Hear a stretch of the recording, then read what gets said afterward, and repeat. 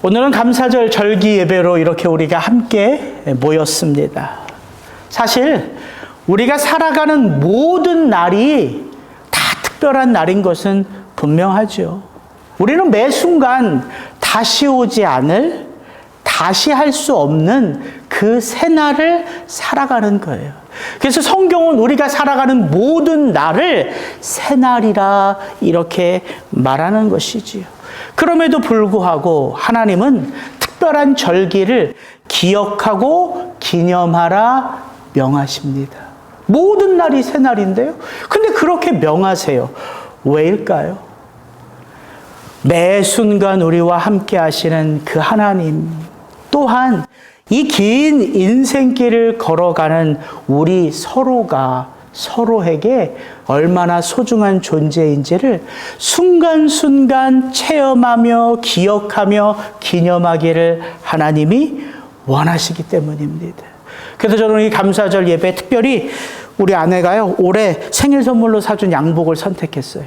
올해 사준 양복인데요, 파운드가 한 15파운드씩이니까 이게 장거지지를 않아요. 그렇지만 부끄러움을 무릅쓰고 제가 이 날을 기념하는 마음으로 이렇게 입고 나왔다는 거 아닙니까? 여러분, 이렇게 특별한 날을 우리는 특별하게 기념하는 거예요. 그게 중요하기 때문이죠. 그런 의미에서 오늘 우리가 함께 읽은 이 시편 126편이 우리에게 주는 의미가 있습니다.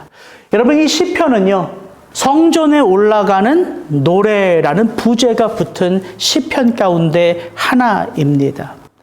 이스라엘 백성들이 그 특별한 절기를 기념하기 위하여 그 예루살렘 성전을 향하여 홀로 걷는 길이 아니라 더불어 함께 올라가며 부르는 노래라는 것입니다. 그들은 이 특별한 절기에 특별한 하나님을 기념하기 위하여 한 걸음 한 걸음 그 예루살렘 성전을 향하여 그들의 발걸음을 옮기면서 그들의 인생 가운데 함께 하신 에베네셀의 하나님만 기억하는 것이 아니라 지금 나와 함께 이 길을 걷고 있는 서로를 소중하게 그 마음에 담으며 그 길 한 걸음 한 걸음을 걸어 올라가고 있다는 것이지요.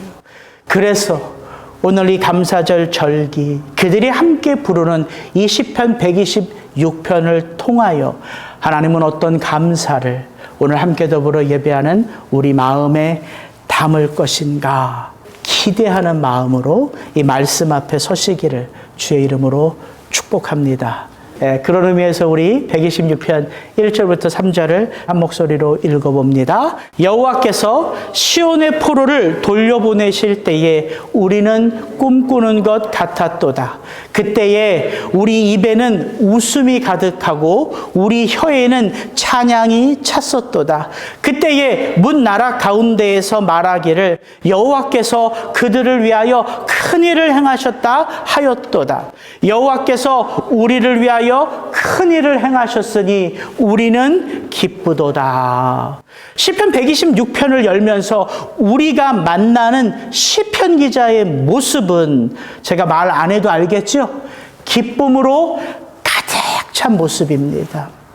힘들고 어려운 그 바벨론의 포로 시절을 다 지나온 성도의 말할 수 없는 기쁨이 이 시편의 첫 절을 열어요. 여호와께서 시온의 포로를 돌려보내실 때에 우리는 꿈꾸는 것 같았도다. 여러분, 인생을 한번 돌아보십시오. 우리의 인생 가운데에도요, 정말 꿈만 같던 시절이 있었죠? 돌아보면 있어요. 과연 내 인생 가운데에도 좋은 날이 올까? 근심 걱정이 앞을 가리우고 무엇을 해도 불안하던 시절이 또한 분명 있습니다. 그런데 그렇게 불안하고 두렵고 근심 걱정으로 살아가는 그 시절 가운데 또한 갑자기 찾아오는 장밋빛 인생의 길이 열려져 있는 때가 또한 있다는 것이지요. 하나님은 그렇게 모든 인생들 가운데에요,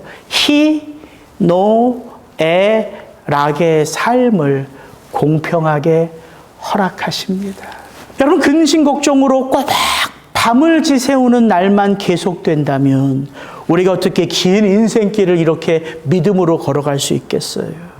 그러다가도 어떤 날에는 저절로 콧노래가 불려지는 그러한 인생이 또한 있었기에 기쁠 때, 굿을 때 우리가 그 날들을 다 경험하며 믿음으로 하나님 앞에서 살아가는 것이지요. 오늘 시편 126편을 통하여 우리가 보게 되는 감사는요, 이 모든 삶을 시편 기자가 개인의 기쁨과 감사로 노래하지 않는다는 데 있어요. 여러분 1절부터 3절을 보십시오. 시편 기자는 어떻게 표현해요? 우리라는 단어로 그들이 경험했던 이 기쁨과 감격을 지금 표현하고 있다고요. 1절, 우리는 꿈꾸는 것 같았도다. 꿈꾸는 건 나예요, 우리예요. 우리 온 백성들이라고요. 2절, 그때의 우리 입에는 웃음이 가득하고 우리 혀에는 찬양이 찼었도다. 우리 모두의 입술 가운데, 우리 모두의 마음 가운데 하나님이 주신 기쁨, 하나님이 주신 찬송이 가득했다 노래하고 있다고요. 3절, 여호와께서 우리를 위하여 큰 일을 행하셨으니 우리는 기쁘도다. 시편 기자가 지금 무엇을 강조하며 이 기쁨의 노래를 부르고 있는지 여러분 아시겠죠? 우리예요, 우리. 우리 가운데 함께 하신 그 영광의 하나님. 그래서 오늘 이 감사절 절기의 첫 번째로 돌아볼 감사는 바로 이거예요. 우리 안에 행하신 하나님의 은혜. 여러분 작년 이맘때를 한번 생각해 보십시오. 어떤 감사절을 우리가 보냈습니까? 작년 이맘때에. 단풍 구경하시겠다고 한국 가신 우리 홍 장로님의 갑작스러운 투병 소식 우리 듣지 않았습니까? 그런 장로님을 위로하시겠다고 급히 한국에 나가신 우리 권사님의 연이은 수술 소식 우리가 듣지 않았습니까? 우리가 얼마나 놀랐어요. 우리가 얼마나 당혹스러웠습니까? 작년 이맘때에. 그렇게 우리는 끊어진 릴레이 금식 기도를 다시 시작했지요. 이렇게 기도를 시작하면서 여러분 목사라고요? 뭐 대단한 믿음 아닙니다. 릴레이 기도를 시작하면서 제 안에 들었던 마음 어떤 마음인지 아세요? 아니 도대체 내가 목회를 얼마나 잘못했길래 이 두려움이 밀려오더라고요. 아니 내가 목회를 얼마나 잘못했길래 이런 시련이 우리 장로님들 가정에게 있지? 여러분 목사라고 다르지 않습니다. 똑같아요. 요한복음 9장에 보면 제자들이 그 길을 가면서 본 맹인을 보면서 이렇게 예수님에게 묻는 장면이 나와요. 이 사람이 맹인으로 난 것이 누구의 죄로 인함이니까? 자기이니까? 그의 부모이니까? 예수께서 대답하시되 이 사람이나 그 부모의 죄로 인한 것이 아니라 그에게서 하나님이 하시는 일을 나타내고자 하심이라. 제가 이거 설교를 한두 번 인용했겠습니까? 이거요, 이거.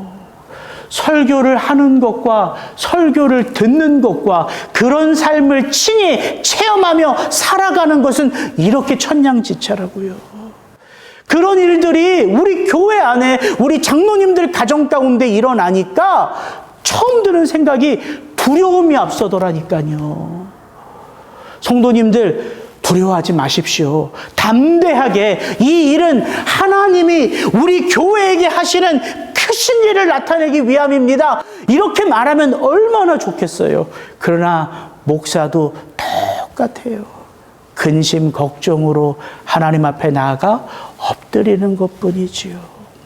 그렇게 우리 장로님들 가정으로 인하여 우리 모두의 시선이 함께 더불어 누구를 향했다고요? 여호와 하나님이요. 그렇게 수개월 우리가 릴레이 금식 기도를 함께 해온 것 아닙니까? 두렵지만, 걱정되지만, 근심이 앞서지만 이 모든 상황을 주관하시는 분은 하나님이심을 믿고 우리가 그렇게 더불어 함께 기도할 때에 우린 지금 뭘 보고 있어요? 그 어려운 시절을 지나 우리 가운데 여전히 함께하고 계시는 우리 홍 장로님, 김 권사님 보고 있는 거 아닙니까? 이게 우리 안에 행하시는 하나님의 은혜라고요. 우리 한 가정 한 가정 성도들이 겪는 일이지만 이 일은 결코 내가 겪는 일이 아니라 우리가 함께 더불어 겪어가는 믿음의 사건이 되는 거예요. 그래서 우리가 함께 더불어 웃고 함께 더불어 울 수 있는 것이죠. 우리 저기 뒤에 계신 김 권사님 한번 보십시오. 한번 봐주세요. 우리 기쁨으로 봐주십시오. 네, 우리 웃으면서 또 우리 앞에 계신 홍 장로님 우리 한번 여유 있게 봐주세요. 네, 이 두 분이 우리 가운데 살아 계신 하나님의 역사를 증거하는 산 증인이란 사실입니다. 우리 함께 우리 공동체 가운데 함께 일하시는 그 하나님을 위하여 우리 감사의 박수를 한번 하나님께 올려드리겠습니다. 여러분, 이게 이 땅에 교회가 존재하는 이유입니다. 그래서 성경은 우리에게 말하는 거예요. 즐거워하는 자들과 함께 즐거워하고 우는 자들과 함께 울라. 여러분, 예수님 다시 오실 그날까지 교회는 그렇게 아픔 가운데 눈물 짓는 자들과 함께 더불어 하나님의 은혜를 나누는 하나님의 공동체라는 사실입니다. 우리 두 번째로 돌아볼 감사는 이거예요. 우리의 삶의 본질을 붙드시는 하나님의 크신 은혜. 우리 1절부터 3절을 다시 한번 잘 읽어봅시다. 뭐가 드러나는지. 여호와께서 시온의 포로를 돌려보내실 때에 우리는 꿈꾸는 것 같았도다. 그때에 우리 입에는 웃음이 가득하고 우리 혀에는 찬양이 찼었도다. 그때에 문 나라 가운데에서 말하기를 여호와께서 그들을 위하여 큰 일을 행하셨다 하였도다. 여호와께서 우리를 위하여 큰 일을 행하셨으니 우리는 기쁘도다. 시편 기자가 노래하는 이 시편 126편 1절부터 3절을 곰곰이 묵상해 보면요, 지금 1절부터 3절까지 이스라엘 백성들의 삶을 주장하고 계시는 그 모든 삶의 행동의 주체가 누구로 나옵니까? 이스라엘 백성들이에요? 여호와 하나님이에요? 어렵습니까? 어려울 수 있어요. 여러분 지금 읽으시니까 이렇게 질문을 바꿔보면 쉬워요. 시온의 포로를 돌려보내신 분 누구예요? 여호와 하나님이에요. 꿈을 잊은 자들을 꿈꾸게 하시는 분 누구예요? 여호와 하나님이에요. 웃음을 잊고 절망 가운데 살아가는 자들을 웃게 하시는 분이 누구예요? 여호와 하나님이에요. 불평과 불만이 가득한 그 입술로 찬양하게 하시는 분이 누구예요? 여호와 하나님이에요. 문 나라들 가운데 하나님의 큰 일을 선포하시는 분이 누구예요? 오직 한 분, 여호와 하나님이라는 사실이에요. 시편 기자가 정말 감사하는 분은 누구예요? 여호와 하나님 한 분이라고요.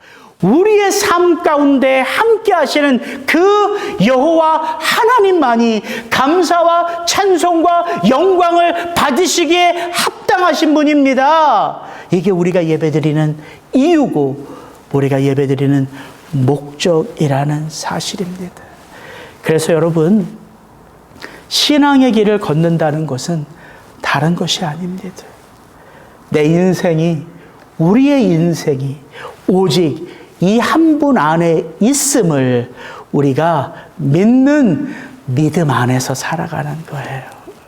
설령 오늘 내게 예상치 못한 일을 만난다 해도 우리 장로님 권사님처럼 두 분 예상하셨겠냐고요. 그런 일들을 만날지. 지금 내가 사망의 음침한 골짜기를 지나가고 있다고 해도 나를 구원케 하신 이 하나님의 은혜가 반드시 내 삶을 붙들고 계신다는 믿음 안에서 우리는 오늘을 상황과 환경 넘어 믿음으로 살아가는 것, 이것이 성도의 삶, 믿음의 삶이라는 거예요. 시편 126편은 우리에게 그것을 노래합니다. 여러분, 우리가 긴 시간 다윗과 사울의 삶을 돌아보면서 배운 것이 무엇입니까? 이제 다음 주면 이 다윗 현실에 뿌리박은 영성 27번째 시간이 다 끝나요. 우리가 다윗의 삶을, 사울의 삶을 묵상하면서 배운 건 다른 게 아니더라고요. 하나님이 진정 우리가 알기 원하시는 것은 단지 구원, 기름 부음 이런 단어가 아니에요. 왕이라는 단지 그 칭호가 아니에요. 그들 안에서 그 기름 부음을 이루어 가시는 하나님의 그 손길을 기억하라는 거예요. 하나님이 왕으로 기름 부었다고 해서 저절로 왕의 역할을 감당하는 자들이 아니라 그 하나님이 함께 하심으로 말미암아 하나님이 기름 부은 왕이 하나님과 더불어 그 왕에 합당한 자로 빚어져가는 삶인 것을 우리는 다윗과 사울의 모습을 보며 깨달은 것 아닙니까? 구원이라는 단어, 기름 부음이라는 단어, 왕 같은 제사장이라는 단어가 중요한 게 아니라 그 단어가 우리의 삶 속에 들어와 어떻게 우리의 인생을 하나님 안에서 빚어가는가. 여러분, 하나님과 함께하는 삶이 그래서 오직 은혜의 삶인 것입니다. 그래서 구원받은 성도의 삶이지만 여전히 우리의 삶 가운데 뗄래야 뗄 수 없는 단어는 뭔지 아세요? 고난이라는 단어인 거예요. 우리가 그 구원의 영광을 체험해도 고난이 없지 않잖아요. 성도의 눈물은요, 하나님 앞에 갈 때까지 멈추지 않습니다. 그래서 영광이라는 단어, 성경의 영광이라는 단어를 살펴보면요, 반드시 그 앞에 고난이라는 단어가 함께 나와요. 그래서 고난 속에 영광인 거예요. 여러분, 고난이 없는 신앙의 성숙이 있습니까? 없잖아요. 그 고난이 우리의 삶을 통하여 무엇을 이루어 가는지를 배우는 게 구원이라고요. 그 고난 앞에서 우리가 하나님을 의지할 때 우리는 조금씩 예수 그리스도를 닮아가게 되어 있거든요. 그래서 부활의 영광 앞에는요, 반드시 고난의 십자가가 수놓아져 있는 거예요. 사도 바울이 이것을 이렇게 아름답게 표현했습니다. 로마서의 말씀 1절 2절은 제가 한번 읽어드릴게요. 그러므로 우리가 믿음으로 의롭다 하심을 받았으니, 이게 제일 먼저예요. 그 의롭다 하심은 무엇이냐면요, 우리 주 예수 그리스도로 말미암아 하나님과 더불어 누리는 화평의 삶이에요. 또한 그 믿음으로 의롭다 하심은 무엇이냐면 우리가 은혜로 살아간다는 거예요.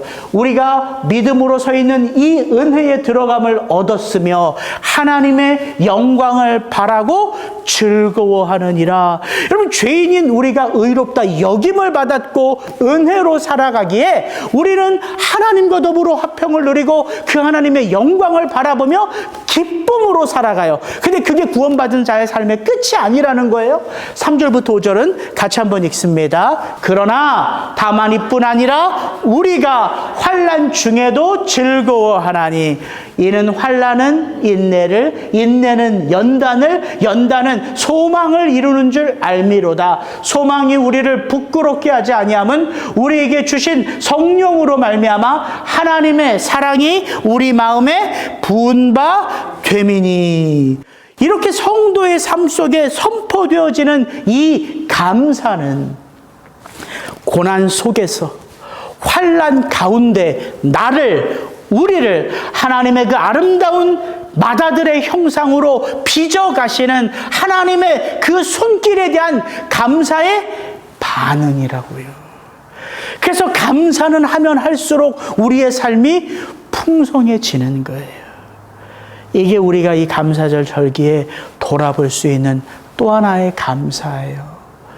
저와 여러분의 삶의 환경이 좋아져서 드리는 감사가 아니라 우리의 삶의 가장 중요한 문제, 살고 죽는 이 문제를 해결해 주신 하나님으로 말미암아 우리의 본질이 해결되었어요.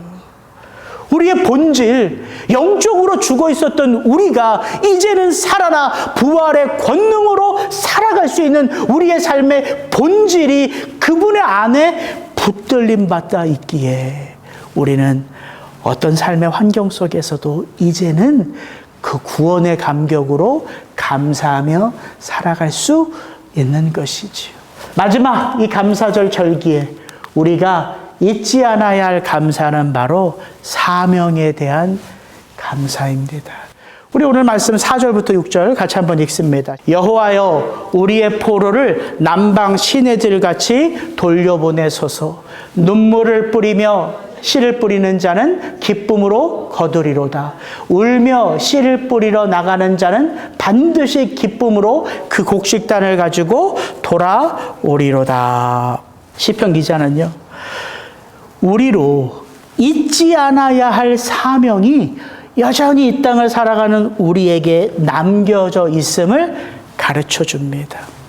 바벨론으로부터 예루살렘으로 돌아오는 이 포로 귀환은 3번에 걸쳐 일어났어요. 그리고 이 시편 기자가 노래하는 이때에도요, 여전히 그 바벨론 가운데 살아가는 자들이 남겨져 있어요. 그래서 이렇게 노래하는 거예요. 여호와여 우리의 포로를 남방 시내들같이 돌려보내소서. 구원의 감격과 기쁨으로 살아가는 우리의 인생도 다르지 않음을 여러분 아시겠지요? 우리가 이렇게 구원의 기쁨과 감격을 노래하며 기뻐하며 예배하는 이 순간에도요, 우리의 가족들 가운데, 우리 친구들 가운데, 우리 지인들 가운데 여전히 구원의 그 기쁨의 자리로 돌아와야 할 수많은 우리의 가족들이, 친구들이, 지인들이 우리가 살아가는 이 땅 가운데 남겨져 있음을 시편 기자는 우리로 돌아보게 하는 것이지요. 그래서 시편 기자가 노래하는 이 5절과 6절, 눈물을 흘리며 씨를 뿌리는 자는 기쁨으로 거두리로다. 울며 씨를 뿌리러 나가는 자는 반드시 기쁨으로 그 곡식단을 가지고 돌아오리로다. 이 5절과 6절은 우리의 삶 속에 여전히 살아있는 하나님의 사명이란 사실입니다. 여러분, 지금 우리가 누리는 이 기쁨과 감사는요, 아직 끝이 아님을, 이 모든 게 아직 다가 아님을 알려주는 예고편에 불과해요. 그래서 우리가 이렇게 함께 모여서 기쁘게 먹고 마시며 우리 가운데 행하신 하나님의 그 구원과 감격을 찬송하는 건요, 우리가 모든 것이 끝났습니다. 그래서 마음껏 먹고 취하고 마음껏 노는 그런 잔치가 아니라 우리 앞에 그 예수 그리스도로 말미암아 써야 할 영광의 면류관의 잔치가 기다리고 있음을 맛보라. 이거 예고편의 잔치란 말입니다. 그래서 마냥 우리가 주저앉아 있으면 되는 거예요, 안 되는 거예요? 안 되는 거예요, 안 되는 거예요. 영화관에 가서 예고편만 보고 나 잘 봤다고 나오는 사람들이 있습니까? 돈 버리는 거죠. 그 예고편 뒤에 메인이 나오는데 그거 봐야 되는 거 아닙니까?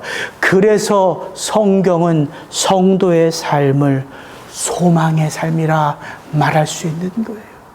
지금 우리가 맛보는 이 기쁨과 감격이 다가 아니기 때문에 이것보다 상상할 수 없는 기쁨과 감격이 저 마지막 천국 잔치로 우리 가운데 예비되어 있기에 이 구원의 기쁨과 감격을 맛본 자만이 그 구원의 기쁨과 감격의 잔치를 기다리며 오늘을 열심으로 전심전력으로 살아갈 수 있다는 것이지요. 왜 근데 제가 사명에 대한 감사라 이 마지막 타이틀을 정했을까요? 사명은 사실 감사할 게 아니라 부담이잖아요. 근데 왜 사명에 대한 감사라 제가 토픽을 정했냐면, 여러분, 목사에게 이 절기 설교는 결코 쉬운 게 아니에요. 왜냐하면 저같이 이렇게 다윗 시리즈 설교를 강해 설교로 27번을 해오는데 제가 이 절기 설교를 따로 준비해야 되잖아요. 이게 항상 고민이에요. 저는 지난주 대표 기도를 누가 하셨는지 혹시 여러분 기억하실란가 모르겠어요. 저기 뒤에 점잖게 앉아 계신 저 황효욱 권사님이 하셨어요. 황효욱 권사님이 대표 기도를 하는데 그 대표 기도의 한 대목이요. 제 마음에 깊이 다가오더라고요. 이 대목이었습니다. 힘써서 뿌린 씨앗이 적어서 추수할 것이 없는 것을 생각할 때에 그저 부끄러운 자녀들임을 아버지 하나님 앞에 죄송할 뿐입니다.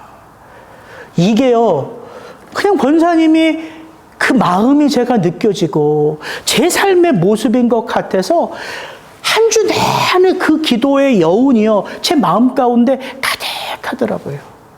그도 그럴 것이 지난주에요, 이곳에 지금 이민교회 가운데 가장 센세이션을 일으키는 목사님 한 분이 여기 부흥회하러 사실 이쪽 교회에 오셨어요. 근데 저는 그분을 오래전부터 알고 있어서 그분 설교 참 은혜롭게 잘 듣거든요.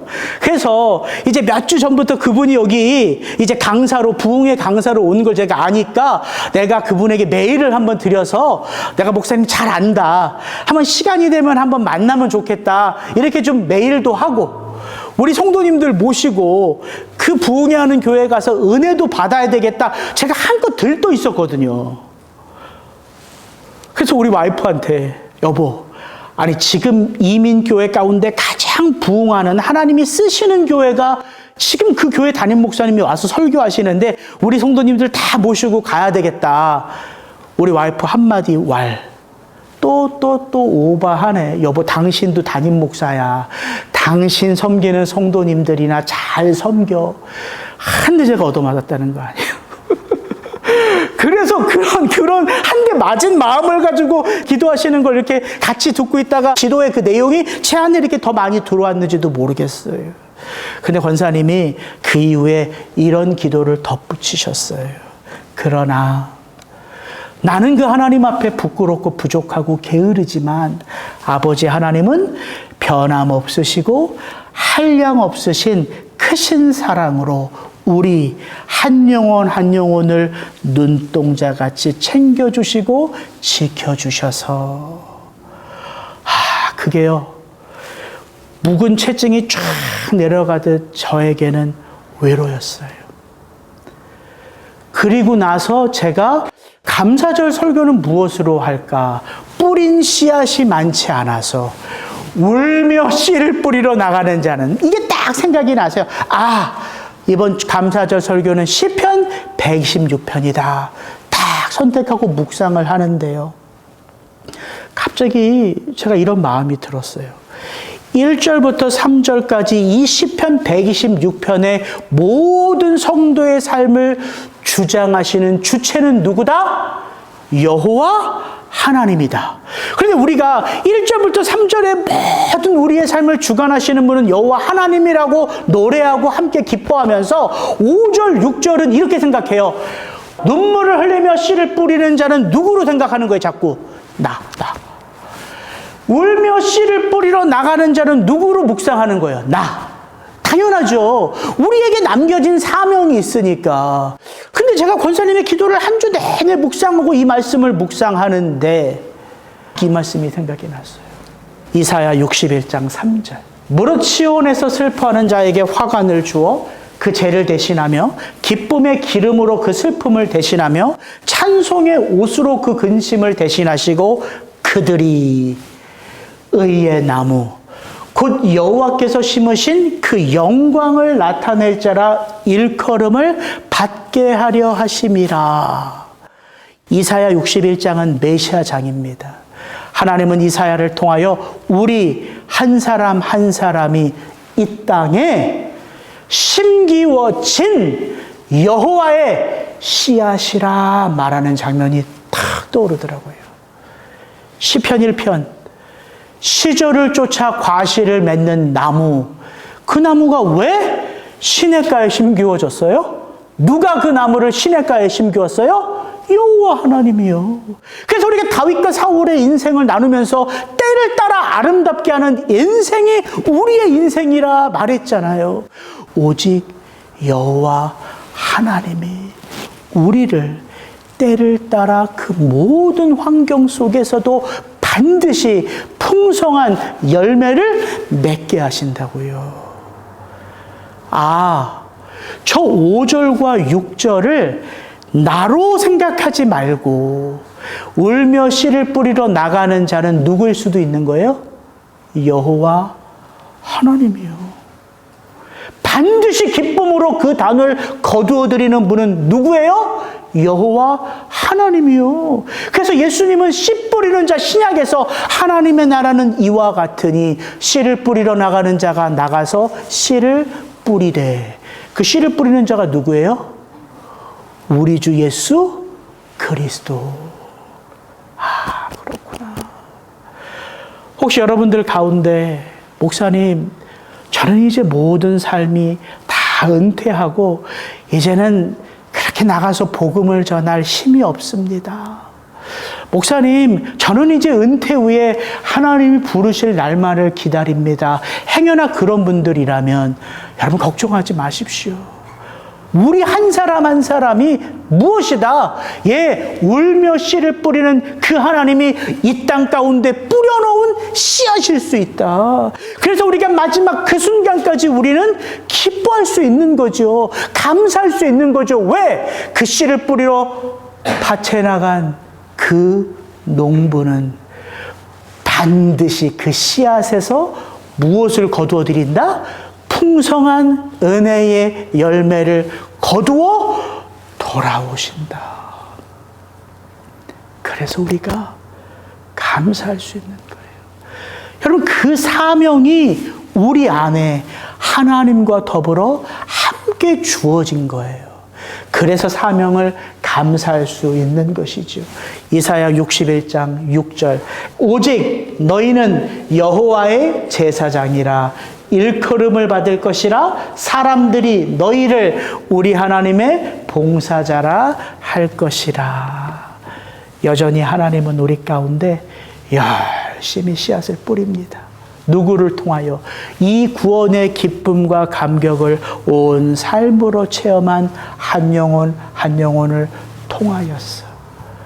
그 하나님이 이 땅에서 자라가는 그 씨앗이 뿌리를 내리고 줄기를 돋고 열매를 맺어가는 그 모습을 보며 얼마나 기뻐하시는지. 여러분, 눈을 감으시면 제가 이 말씀 한 구절 읽어드리고 오늘 예배를 마칩니다. 한번 눈을 감아 보십시오. 제가 너무 좋아하는 말씀이에요. 너희 하나님 여호와가 너희 가운데 계시니 그는 구원을 베푸실 전능자이시라. 그가 너로 말미암아 기쁨을 이기지 못하시며 너를 잠잠히 사랑하시며 너로 말미암아 즐거이 부르며 기뻐하시리라 하리라. 같이 기도하시겠습니다.